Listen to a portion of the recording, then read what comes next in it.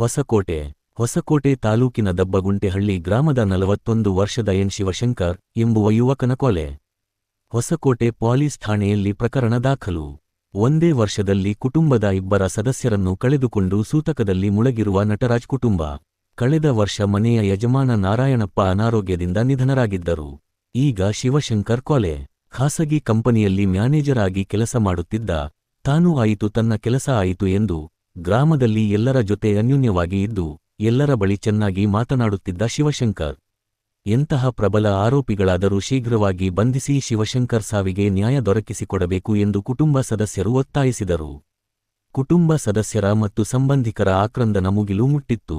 ಶಿವಶಂಕರ್ಗೆ ಮದುವೆಯಾಗಿ 2 ಗಂಡು ಮಕ್ಕಳಿದ್ದಾರೆ. ಕೊಲೆ ಮಾಡಿ ಪರಾರಿಯಾಗಿರುವ ಆರೋಪಿಗಳ ಪತ್ತೆಗಾಗಿ 4 ತಂಡವನ್ನು ರಚಿಸಿದ್ದು, ಶೀಘ್ರವೇ ಆರೋಪಿಗಳನ್ನು ಬಂಧಿಸುತ್ತೇವೆ. ವೈಯಕ್ತಿಕ ಕಾರಣಕ್ಕಾಗಿ ಕೊಲೆಯಾಗಿರುವ ಶಂಕೆ ಕಾಣುತ್ತಿದ್ದು, ತನಿಖೆಯಿಂದ ಸತ್ಯ ಹೊರಬರಲಿದೆ. ಆದಷ್ಟು ಬೇಗ ಆರೋಪಿಗಳನ್ನು ಬಂಧಿಸುತ್ತೇವೆ ಎಂದು additional SP H N Venkatesh Prasanna ತಿಳಿಸಿದರು. ಕಾರ್ಯಾಚರಣೆಯಲ್ಲಿ ಡಿವೈಎಸ್ಪಿ ಮಲ್ಲೇಶ್, ಇನ್ಸ್ಪೆಕ್ಟರ್ ಗೋವಿಂದ್, ವಿಧಿ ವಿಜ್ಞಾನ ಬೆರಳಚ್ಚು ಸಂಗ್ರಹ ಅಧಿಕಾರಿಗಳು, ಶ್ವಾನ ದಳದ ಅಧಿಕಾರಿಗಳು ಸೇರಿದಂತೆ ಪೊಲೀಸ್ ಅಧಿಕಾರಿಗಳು ತನಿಖೆ ನಡೆಸುತ್ತಿದ್ದಾರೆ.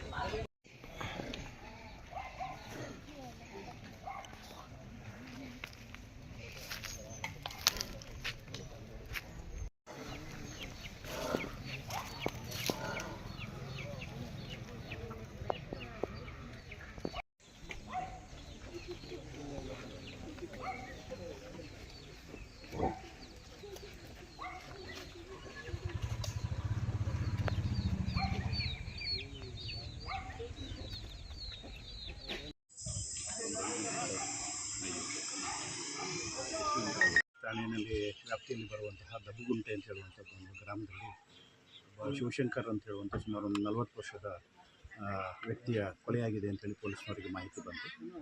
ಆ ಹಿನ್ನೆಲೆಯಲ್ಲಿ ಸ್ಥಳಕ್ಕೆ ಬಂದು ಪರಿಶೀಲನೆ ಮಾಡಿ ನೋಡಿದಾಗ ಅವರಿಗೆ ನಿನ್ನೆ ರಾತ್ರಿ ಒಂದು ಫೋನ್ ಕಾಲ್ಸ್ ಬಂದಿದೆ. ಫೋನ್ ಕಾಲ್ ಬಂದಾಗ ಅದರಲ್ಲಿ ಮಾತನಾಡ್ತಾ ಮನೆ ಮುಂಭಾಗದಲ್ಲಿರುವಂಥ ಒಂದು ಕಟ್ಟೆ ಮೇಲೆ ಕೂತಿದ್ದಾರೆ. ಆಗ ಯಾರೋ ಒಬ್ಬ ವ್ಯಕ್ತಿ ಹಿಂದುಗಡೆಯಿಂದ ಬಂದು ಒಂದು ಶಾರ್ಪ್ ಎಡ್ಜ್ ವೆಪನ್ನಿಂದ ಆತನ ಬಲ್ಲದೆ ಭಾಗದ ಕುತ್ತಿಗೆಗೆ ಹೊಡೆದು ಆತ ಸ್ಥಳದಲ್ಲೇ ಮೃತಪಟ್ಟಿದ್ದಾನೆ. ಈ ಬಗ್ಗೆ ಈಗಾಗಲೇ ನಾವು 4 ಪೊಲೀಸರ ತಂಡಗಳನ್ನು ರಚನೆ ಮಾಡಿದ್ದೀವಿ. ಕೆಲವು ಸುಳಿವುಗಳ ಆಧಾರದ ಮೇರೆಗೆ ಆದಷ್ಟು ಶೀಘ್ರವಾಗಿ ಆರೋಪಿಗಳನ್ನು ದಾಸ್ತಿದ್ದೀವಿ. ಸರ್, ಈ ಹಿಂದೆ ಏನಾದರೂ ಯಾವುದೇ ಆ ಥರದ ಪ್ರಕರಣಗಳು ಇದುವರೆಗೆ ದಾಖಲಾಗಿಲ್ಲ. ಅವರ ಮೇಲೆ ಅವರು ಫ್ಯಾಕ್ಟ್ರಿನಲ್ಲಿ ಕೆಲಸ ಮಾಡ್ತಾಯಿದ್ರು ಅನ್ನುವಂಥದ್ದೊಂದು ಮಾಹಿತಿ ಇದೆ. ಮತ್ತು ಜಮೀನು ವಿಚಾರದಲ್ಲಿ ಏನಾದರೂ ವ್ಯಾಜ್ಯಗಳಿದ್ದಾವೆ ಅಂತ ಹೇಳಿದ್ರ ಬಗ್ಗೆಯೂ ಕೂಡ ಪರಿಶೀಲನೆ ಮಾಡಿದ್ವಿ. ಆ ಥರ ಕೂಡ ಯಾವುದು ವ್ಯಾಜ್ಯಗಳಲ್ಲಿ ಇವರು ಭಾಗಿಯಾಗಿಲ್ಲ. ಸೊ ಬೇರೆ ಕಾರಣ ಇದೆ ಅಂಥೇಳಿ ಅನ್ನಿಸ್ತಾ ಇದೆ ಮೇಲ್ನೋಟಕ್ಕೆ. ಅದನ್ನು ಇವತ್ತು ಆದಷ್ಟು ಶೀಘ್ರವಾಗಿ ಮುಂದಿನ ಕ್ರಮಗಳು ಈಗಾಗಲೇ ಕಾರ್ಯಪ್ರವೃತ್ತರಾಗಿದ್ದಾರೆ. ನಮಗೆ ಸಿಕ್ಕಿದ ಸುಳಿವಿನ ಆಧಾರದ ಮೇರೆಗೆ ನಾವು ವರ್ಕೌಟ್ ಮಾಡ್ತೀವಿ. ವೈಯಕ್ತಿಕ ಕಾರಣಗಳಿಗಾದಂತಹ ಸಂದರ್ಭದಲ್ಲಿ ಇದು ನಮಗೆ ಗೊತ್ತಾಗೋದಿಲ್ಲ. ಬೇರೆ ಜಗಳ ಅಥವಾ ವ್ಯಾಜ್ಯಗಳಿದ್ದಲ್ಲಿ ಆ ಹಿನ್ನೆಲೆಯಲ್ಲಾದರೆ ಪೊಲೀಸರು ಅಲರ್ಟ್ ಆಗ್ತಾರೆ. ವೈಯಕ್ತಿಕ ಕಾರಣಗಳಿದ್ದಾಗ ಇಂಥವು ನಡೆದಿರ್ತವೆ. ಸೊ ಆದಷ್ಟು ಶೀಘ್ರವಾಗಿ ನಾವು ಇದನ್ನು ಪತ್ತೆ ಮಾಡಿ ಆರೋಪಿಗಳಿಗೆ ಕಾನೂನು ರೀತಿ ಏನು ಶಿಕ್ಷೆ ಕೊಡಿಸ್ಬೋದು ಅದರ ಬಗ್ಗೆ